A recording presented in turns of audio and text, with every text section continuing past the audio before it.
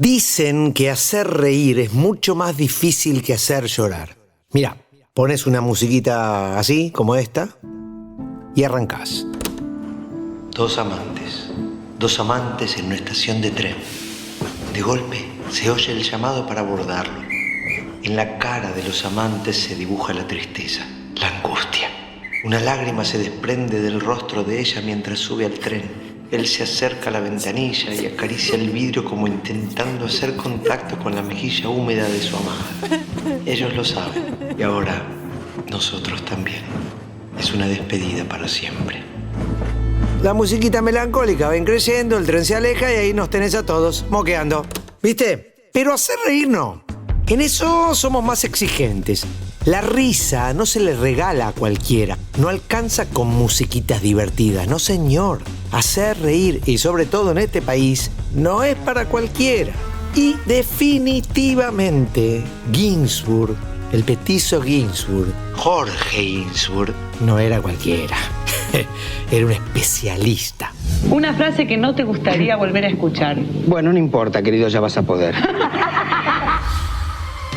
Tengo un amigo judío es una frase que disimula una postura antisemita. Una respuesta casi automática y defensiva que esconde xenofobia.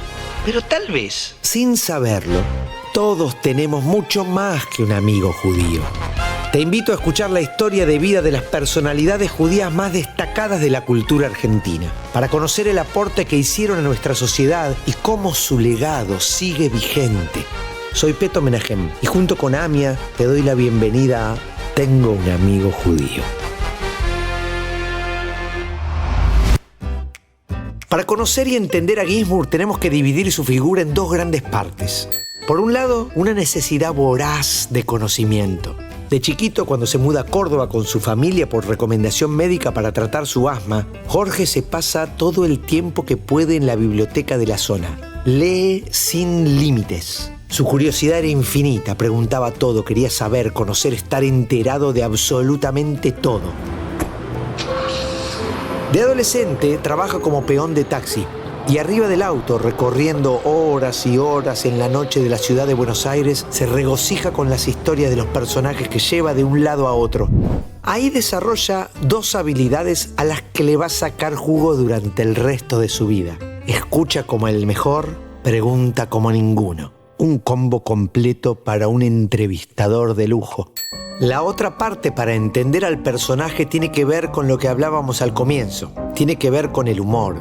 Jorge era un jodón. Intrépido, osado, pícaro, siempre al límite o incluso un poquito más allá del límite y con una inconsciencia hermosa respecto del contexto. Por ejemplo, de alumno en el Nacional Urquiza hacía cosas como esta.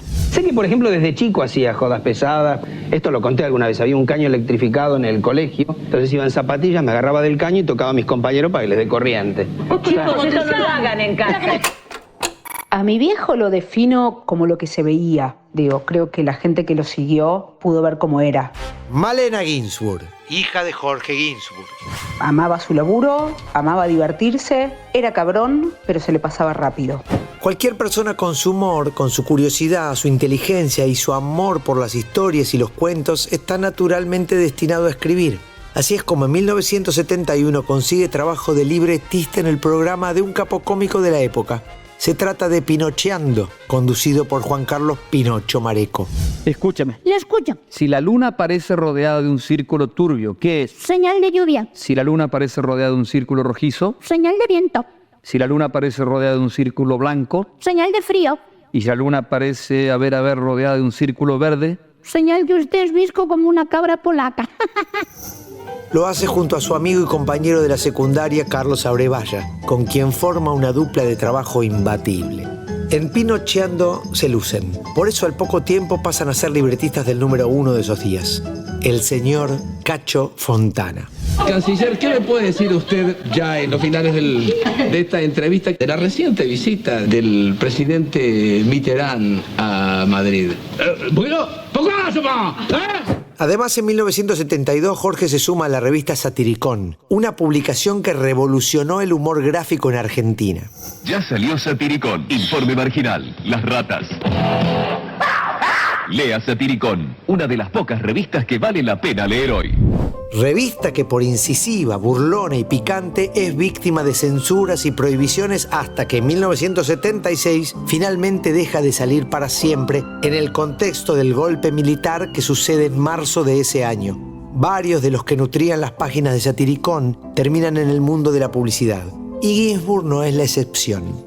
Quizá pude disfrutar los últimos años de bohemia de la publicidad. En esa puja entre la creatividad y el marketing que a los creativos a veces nos enojaba, me parece que yo pude vivir en esos años en los que la creatividad todavía pesaba sobre el marketing y las investigaciones de las campañas. Por supuesto, a un tipo con sus dotes en un mundo de creativos le va muy bien. Y además aprovecha que en este nuevo universo le permiten seguir con una de sus pasiones, las jodas, los chistes.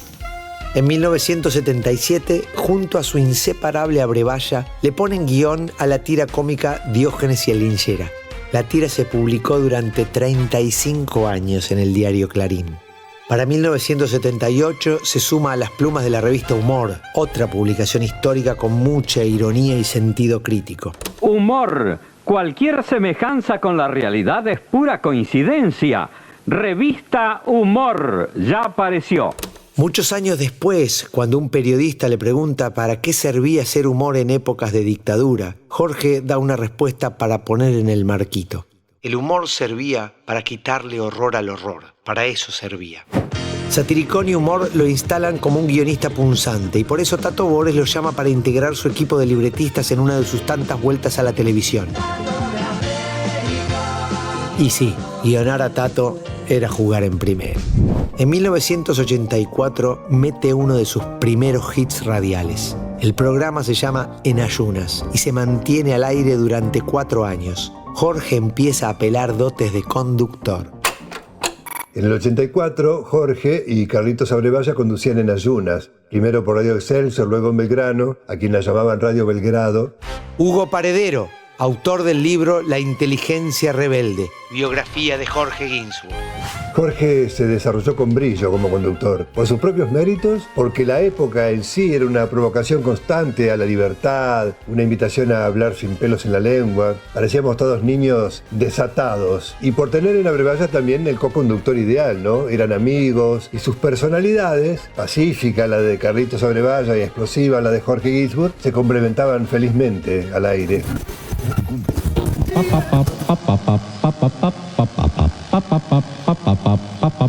Para librarse del aire condicionado, usted también prenda el ventilador. La radio le calza perfecta a Ginsburg. En la década del 90, En Ayunas tiene sus sucesores. Primero el ventilador y luego Vitamina G. Saca el Ginsburg que hay en vos y mira las cosas de otra manera. Vitamina G. Pero sus grandes éxitos son en televisión. El primero es en 1986. Se llama La Noticia Rebelde. Y ahí forma parte de un Dream Team Adolfo Castelo, Raúl Becerra, Abrevaya y Nicolás Repetto. La Noticia Rebelde le da una vuelta nueva al periodismo en Argentina. Le suma humor, sketch, cámaras ocultas, falsos doblajes y una mirada ácida y burlona de la realidad. Con ese estilo se convierte en el programa de humor y actualidad del regreso de la democracia. Ahí Ginsburg pone en juego esas habilidades pulidas en el taxi y les saca brillo en un segmento en el que nadie le puede hacer sombra: las entrevistas. La Noticia Rebelde fue para Ginsburg comenzar a jugar en otra liga. Diego Igal, autor del libro La Noticia Rebelde, una biografía. Fue el lugar también donde encontró el rumbo profesional, o digamos el estilo, el tono. En La Noticia Rebelde vemos el Big Bang de Ginsburg incisivo, con un gran humor repentino, el genial y atento entrevistador. Imagino que La Noticia Rebelde significó para Jorge un cambio muy abrupto en su vida profesional. Raúl Becerra, compañero de Ginsburg en La Noticia Rebelde. Empezó por un lado haciendo los famosos reportajes para romper el cubito. Por supuesto lo hizo de una manera extraordinariamente bien, creativa, diferente y que marcó inclusive un estilo de hacer reportajes. Lleva al límite a los entrevistados, los vuelve locos con sus preguntas inesperadas y siempre ocurrentes. Así lo encara Spinetta por esos días. Vamos a hablar de slip quitado. ¿No crees que estás un poquito aburguesado? La verdad. ¿Por qué no? ¿Por qué no? Pero feliz. ¿Sí? Sí. ¿Estás hecho un chancho burgués, un flaco burgués en este caso? Estoy haciendo régimen para desaparecer. Es buena, ¿eh? Así lo encara a Papo también. ¿A tu edad no es medio ridículo lo que haces? Sí, sí, pero queda bien porque por lo menos no lo sé hacer. Pues vos hoy cumplís 36 años, ¿no es cierto? Dentro de 10 años vas a ser un señor mayor, bastante más mayor que ahora, por lo menos 10 años. ¿No te parece que vas a tener que cambiar tu estilo artístico? Yo pienso que sí. ¿Y vas a poder? No. Había que animarse, ¿eh? Salir bien parado de una entrevista de Jorge era llevarse un diploma de honor. Pero ojo, era mucho más que un picante. En su rol de entrevistador también lograba reflexiones hermosas con personajes increíbles. Este, por ejemplo, es un hermoso encuentro con Roberto Gómez Bolaño. ¿Qué piensa de los héroes como Superman, He-Man? No son héroes, no. Héroe el Chapulín Colorado. Y esto es serio. Sí, sí. El heroísmo no consiste en carecer de miedo, sino en superarlo. Aquellos no tienen miedo. Batman, Superman son todopoderosos, no pueden tener miedo. Claro. El Chapulín Colorado se muere de miedo, es torpe, débil, tonto, etc. Y consciente de esas deficiencias se enfrenta al problema. Ese es un héroe. ¿Cuántos fusilados conocemos? Es filosófico eso. Yo pensé que era un autor cualquiera y es un filósofo. Sí. No contabas con su astucia. En 1988 deja La Noticia Rebelde y luego de algunos proyectos no muy trascendentes, en 1990 logra poner al aire otro producto que será una bomba. Se llama Peor es nada. Y es un disparate fabuloso en el que se reparte el éxito con el actor, músico y diseñador Horacio Fontova. Que me imagino que allá en Estados Unidos debe haber gente, pero hiperidónea en esto de efectos especiales. ¿Y cómo es que justamente lo han elegido usted? Me sorprende. ¿Sabes qué pasa, idóneo con plata cualquiera? El asunto es arreglarse sin plata. Yo te cobro $1.000.000 y te hago lo que vos querás. Pero el asunto es arreglarse con lo que tenés a mano. A mí dame 2 alambres, un broche y un cacho de tela adhesiva y yo te hago Disneyland en un rato. En este nuevo programa se da el lujo de reírse y parodiar a todo el jet set y el mundo del espectáculo argentino.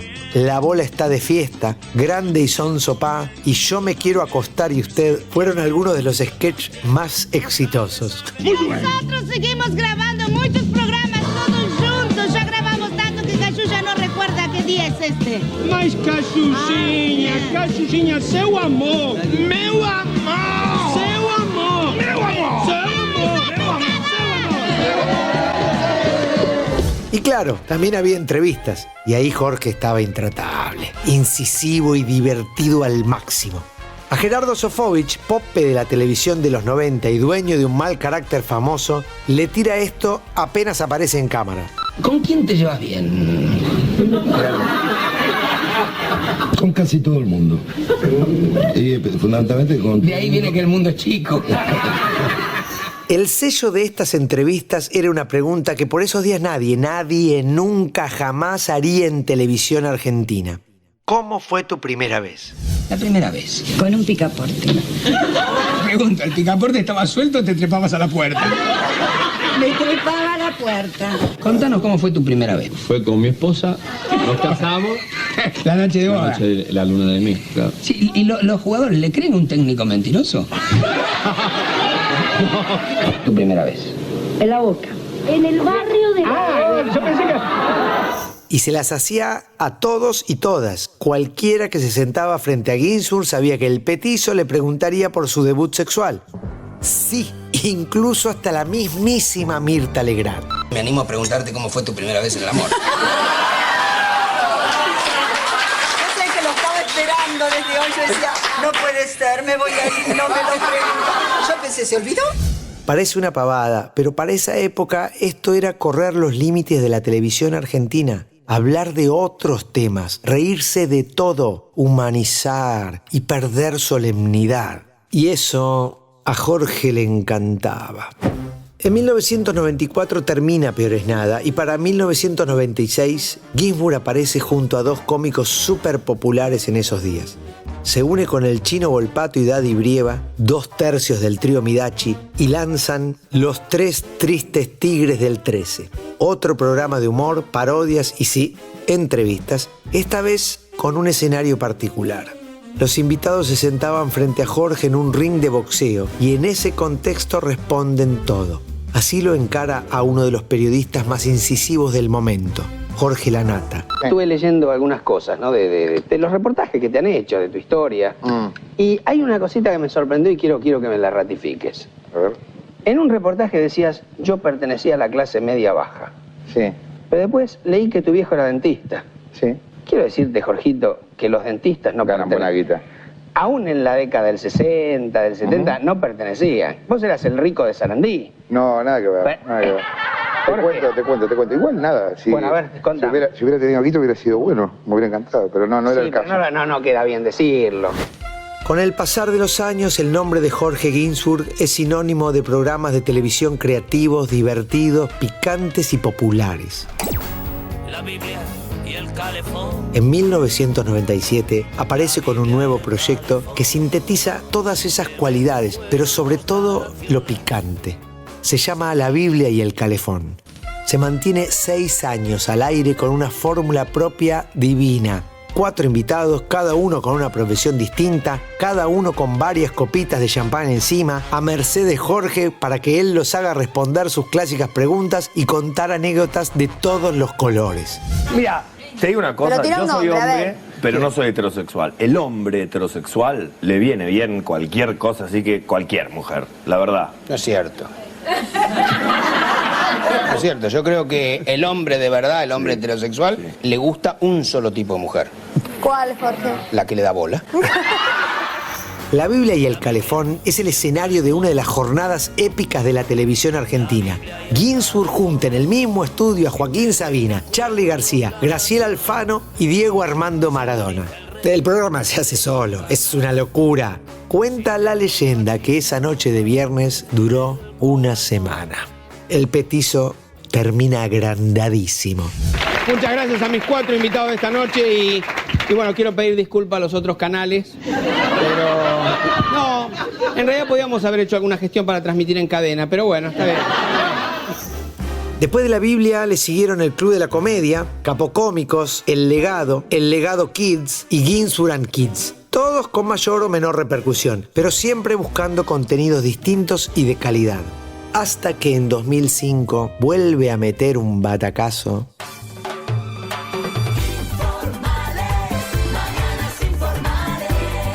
El proyecto se llama Mañanas Informales y con él puso a toda la televisión a competir por un horario que antes se destinaba a programas menores de cocina o de servicios. Mañanas Informales es un magazine con información, actualidad, humor, entrevistas, noticias y bardo. Mucho bardo.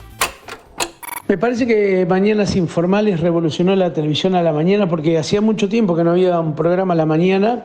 Marcos Rafael, alias El Bicho Gómez, compañero de Ginsburg en Mañanas Informales. Y la idea de Jorge fue eso, ¿no? Mezclar noticias, humor, cocina, durante 3 horas y media en vivo todas las mañanas. Y habíamos formado un gran grupo para hacer el programa, todo liderado por Jorge, por supuesto. Desde guerra de almohadas a peleas entre payasos, desde números de circo hasta un pogo gigante con todos los integrantes del programa, incluido el personal técnico. El procedimiento era bastante sencillo. Sonaba una alarma, ponían una canción y todos, pero todos se ponían a poguear. Funcionaba, te alegraba el día. Cuando llegaba a las 12 del mediodía armábamos un poco con el tema de los piojos y nada, me acuerdo que ya eran 12 menos 5 y venían gente de todos los estudios, camarógrafos, gente que trabajaba en las oficinas del canal, venían para hacer el pogo de las 12 y ahí se armaba una fiesta y me parece que ese es el espíritu del programa, ¿no? El de hacer una fiesta al mediodía. El legado de Jorge Ginsburg a la cultura popular argentina en los rubros medios de comunicación y periodismo es gigante. Su inventiva, su curiosidad, su sentido del humor, su rapidez y su mirada burlona, incisiva pero jamás cínica sobre la realidad, son sellos que aún al día de hoy inspiran a muchos. ¿Y a qué le tenés miedo, por ejemplo? ¿Qué no te gusta? Y ¿vos querés que se deprima la gente? No, Está bien, está bien. que te conozcan bien a fondo. No, qué sé yo. Bueno, hay miedos, en realidad el miedo a la muerte, lógico, tampoco tremendo. Cuando me subo a un avión no es que me pongo mal, no me pongo loco. Y además me daría mucho más temor no estar pleno que morirme.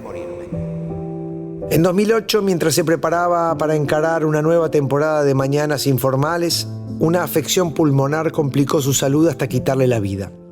La muerte de Jorge llenó de tristeza a gran parte de la Argentina. Su público, sus fans, así como colegas, guionistas, periodistas, actores, actrices y artistas de todas las disciplinas lamentaron con gran pesar su partida. Jorge Ginsburg, ese personaje retacón y de bigotito, además de ser un profesional fuera de serie, logró algo que muy pocos logran. Cada uno de sus proyectos transcurrieron en un ambiente de cofradía alegre y entrañable. Ese petizo fanático de Vélez, divertido, honesto, ingenioso y vitalicio del diván y el psicoanálisis, logró lo que alguna vez el negro Fontana Rosa dijo que deseaba para su propio hijo: que sus amigos sonrieran cuando lo vieran llegar.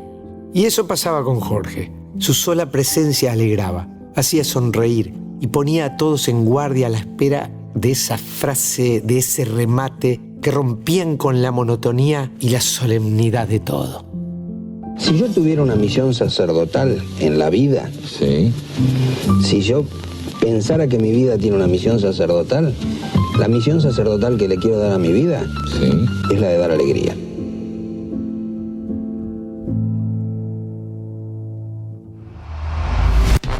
Esto fue Tengo un amigo judío, un podcast desarrollado por AMIA con el apoyo del INADI. Idea y realización integral, equipo de comunicación y prensa de AMIA. Producción artística, investigación periodística y guión, Gromova. Grabación, estudio Polar Sound. Diseño sonoro y edición, Oye Producciones. Agradecimientos especiales a Greta Pena, Mauro Suchodolski, Julián Marini, Diego Flores, Florencia Villegas, Fernando Nazar, Leandro Navarro, Nicolás Greenberg, Blanca Curia, Juan Belli, Valentina Ruderman y Ariel Blufstein. Soy Peto Menahem y nos escuchamos el próximo episodio.